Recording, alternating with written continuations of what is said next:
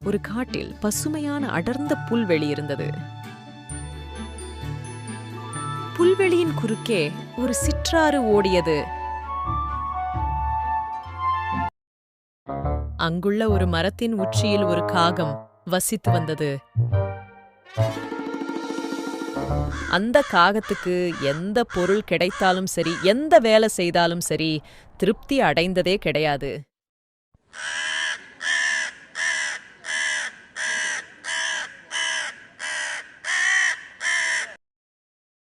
அந்த காகத்துக்கு உண்பதற்கு நிறைய உணவுகள் இருந்து வந்தாலும் அது புகார் சொல்வதையே வாடிக்கையாக கொண்டிருந்தது.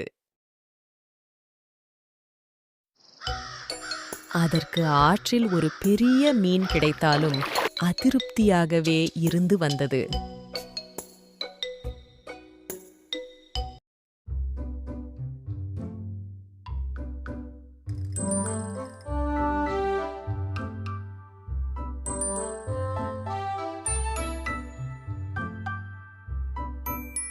இந்த மீனை உண்டாலும் எனக்கு போதுமான திருப்தி கிடைக்கவில்லையே. காகம் எப்பொழுதும் அதிகமான தேவையை விரும்பியது.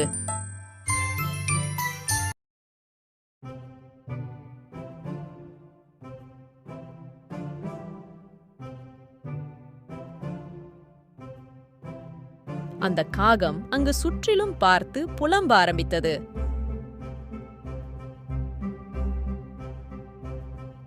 அடச்ச, என்னடா இது, நமக்கு என்ன கிடைச்சாலும் திருப்தி அடைய மாட்டேங்குது. இங்குள்ள எல்லா விலங்குகளும் பறவைகளும் சந்தோஷமாகவும் மிக்க மகிழ்ச்சியாகவும் உள்ளன. அவைகள் வெற்றிகரமாக முன்னேறி வாழ்கின்றன. நான் மட்டும் துரதிருஷ்டமானவள். நான் விரும்பிய எதையும் பெற முடியவில்லை.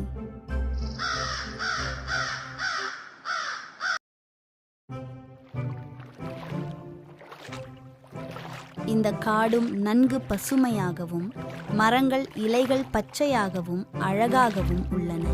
இந்த சிற்றாற்றில் ஏரியில் முழுவதும் மீன்கள் உள்ளன. ஆனால் எனக்கு மட்டும் போதுமானது கிடைக்கவில்லை என சோகமாக வருந்தியது.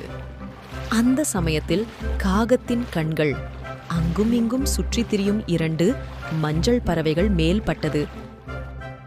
காகம் அந்த பறவைகளிடம் சென்று, ஓ அழகான பறவைகளே, நீங்கள் எவ்வளவு அழகாக உள்ளீர்கள். உங்களுடைய வண்ணமயமான இறகுகளை கவனியுங்கள். அவை சூரிய வெளிச்சத்தில் பளபளவென்று மின்னுகின்றன. ஆனால் என்னை பாருங்கள், நான் கருப்பாக மிகவும் அசிங்கமாக உள்ளேன். நீங்கள் விரும்பியவற்றை சாப்பிடுவதில் அதிர்ஷ்டசாலியாக உள்ளீர்கள். நீங்கள் உண்ணும் இரகசிய உணவை பற்றி எனக்கும் சொல்லுங்கள். நானும் அவைகளை சாப்பிட்டு உங்களைப் போல் அழகாக மாறுகின்றேன். எனதருமை நண்பனே, அழகு என்பது எங்களது படைப்பாகும். நாங்கள் உண்ணும் உணவிற்கு மாறானது. நீங்களும் நல்லொழுக்கத்துடன் இருந்தால் அழகாக மாறலாம். அழகு என்பது உண்ணும் உணவில் அல்ல.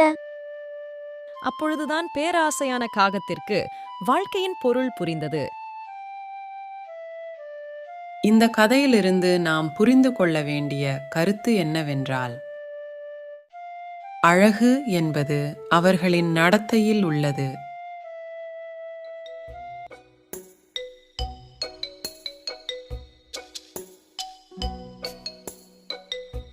நமது PMS கார்ட்டூன் டிவிக்கு மறக்காம சப்ஸ்கிரைப் பண்ணுங்க.